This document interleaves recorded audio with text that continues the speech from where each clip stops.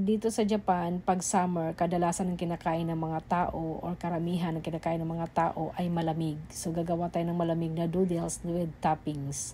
Itong ham na 4 na slice, binilog ko bago ko siya ini-slice para madali siyang mahiwa at maghiwa-hiwalay.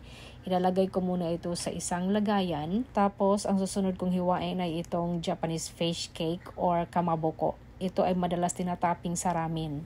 Ang sunod naman ay kamatis. Kung meron kayong cucumber din. Nagluto din ako ng scrambled egg. Pinalamig ko lang siya. Tapos, hiniwa-hiwa ko siya ng maninipis din. Ito na lahat yung pang-partner nila sa kanilang cold noodles. Maghiwa din ako ng malamig na mansanas kasi nga masyadong mainit. At tapos ko na nga pala napakuluan yung noodles sa 5 minutes or soba. Yung green ay matcha or ocha flavor. Yung brown naman ay plain flavor lang na soba. Niluto ko na to and then hinugasan.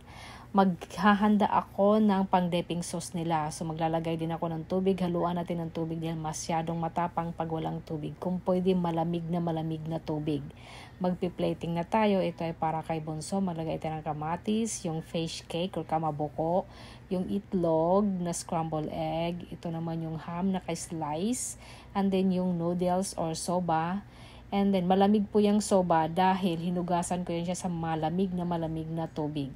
Ito naman kay ate, ganun din. Ilalagay ko lang yung pinaghihiwa ko yung mga itlog at saka yung ham at saka kamatis. And then, itong napaka-cold na soba or noodles. Ito na po yung lahat. Muntik ko nang makalimutan yung hiniwa ko mansanas kaya nilagay ko na ito para kay ate at para kay Bunso. Masyado pa kasing maliit si Bunso kaya hiniwa ko muna ito baka kasi mabulunan.